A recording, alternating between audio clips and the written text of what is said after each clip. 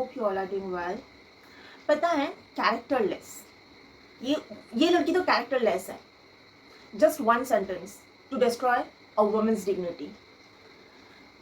मेरा हस्बैंड जब मुझसे शादी से पहले फ़ोन पर बात करता था, कहता था, एक बार कहा था कि मुझे तुम पर इतना ज़्यादा विश्वास है, इतना ज़्यादा ट्रस्ट है कि भगवान भी नीचे आके तुम्हारे बारे में कुछ गलत बोलेगा ना तो भी मैं नहीं मानूंगा, क्योंकि मैंने तुम्हें देखा है, परखा है। इसके लिए तो मुझे बात, किसी भी लड़की को ये बात अच्छी लगेगी और मैं उस लायक खुद को बनाया है। इसके लिए ही उसने क्या बोला कि देखा है, परखा है। इसके लिए जब भगवान भी खुद आके बोलेगा तो भी नहीं मानूंगा। मैंने उस लायक खुद को बनाया है, विश्वास के लायक। अब ये बंदा शादी के बाद, जब मैं उसके घर से 2 दिन के लिए गायब थी, उसकी माँ ने जो भी उल्टा सीधा उसको पट्टी पढ़ाया। जब तुम भगवान का बोला हुआ नहीं मानोगे तो माँ का बोला हुआ क्यों माना? चल, अगर मान भी लिया, माँ ने बोला, बेटे ने मान लिया, क्योंकि माँ का होता है, बच्चे माँ का मान लेते हैं, लेकिन एटलीस्ट बीवी भी तो तेरी है। बीवी आने के बाद उसको पूछ, या बीवी को फ़ोन करके ही पूछ, देखो माँ तुम्हारे बारे में ऐसा कह रही है, सही है? अगर तुमने ऐसा किया तो क्यों किया?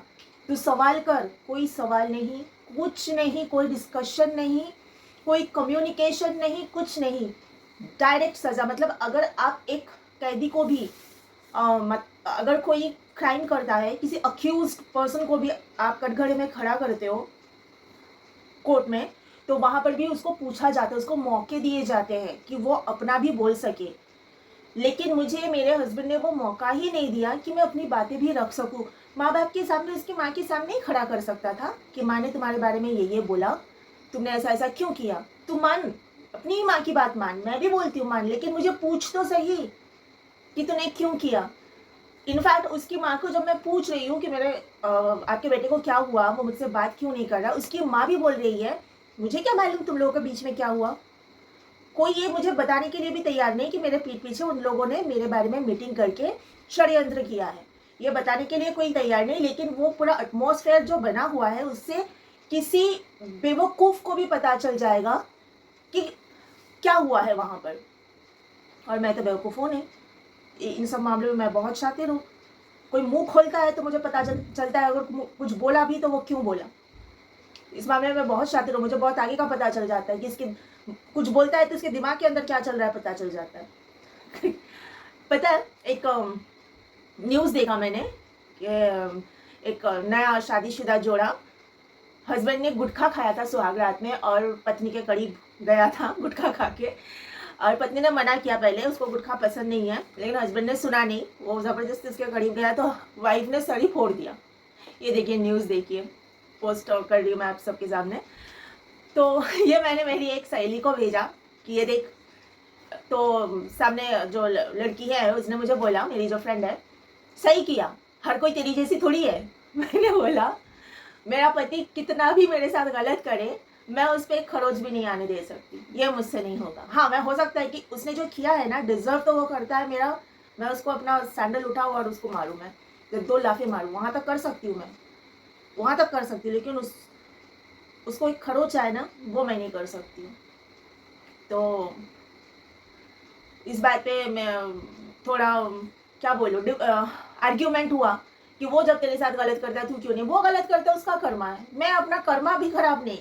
जब इंसान को गुस्सा आता है ना तो कर्मा का भी नहीं सोचते, वो अलग बात है, लेकिन मुझसे नहीं होगा, मैं उसको नहीं तकलीफ पहुंचा सकती हूँ खुद से, ये अलग बात है। ये मैंने घर पे भी मम्मी से बात की आज कि मैं उसको नहीं, ये जो सर फोड़ने वाली बात है, वो लड़की दबंग है, उसने किया, मैं उसको भी गलत नहीं बोलती, उसने खुद मना किया कि मत आओ मेरे करीब गुटखा खा के। अब सुना नहीं बंदे ने, वो डिजर्व करता है, वो क्यों नहीं सुना, ज़बरदस्ती क्यों भाई।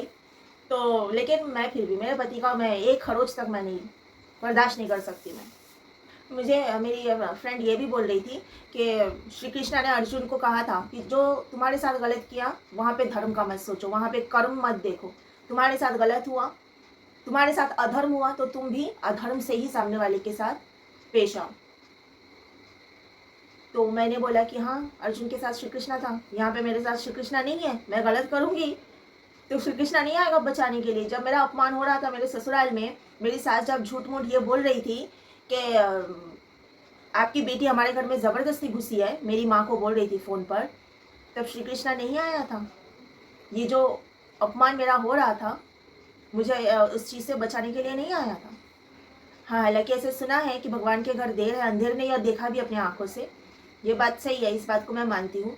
लेकिन अधर्म के रास्ते मैं नहीं चल सकती, मैं बिल्कुल नहीं चल सकती। ये जवाब मैंने मेरे फ्रेंड को दिया है।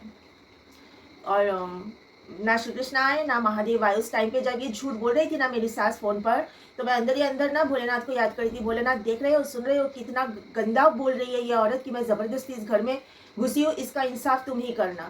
करेगा, मुझे मालूम है करेगा, क्योंकि अपने कर्म से कोई नहीं बच सकता। कर्मा जो है ना, उससे कोई नहीं बच सकता, चाहे आपका कर्म अच्छा हो चाहे बुरा हो। वो इतना गंदा इल्ज़ाम लगाने के बाद वो औरत अपने बुरे कर्मों से नहीं बच सकती, इतना मुझे पता है। लेकिन मैं अपने कर्म को ख़राब नहीं कर सकती, किसी भी हाल में नहीं कर सकती। चाहे कोई कुछ भी मेरे साथ करे, मैं नहीं कर सकती। तो मुझे ना ये बोला मैं फ्रेंड ने कि अगर तुझ पर कोई वार करने आया तो? मैं बोली हाँ, वार करने आया तो फिर तो मार खाएगा। जो भी हाथ के सामने मिलेगा, सेल्फ डिफेंस के लिए, खुद के बचाव के लिए सामने वाले पर वार करना वो अलग बात है। लेकिन जहाँ तक हुआ मेरे साथ, मैं वहाँ तक मैं किसी को नुकसान नहीं पहुँचा सकती। सब मैंने भगवान पे छोड़ दिया। हर एक चीज़ उसने देखा है, हर एक चीज़ उसने सुना है। फैसला वहाँ से होगा, और वहीं से होगा, और कहीं से नहीं होगा। आज के लिए इतना ही। You all take care of yourself.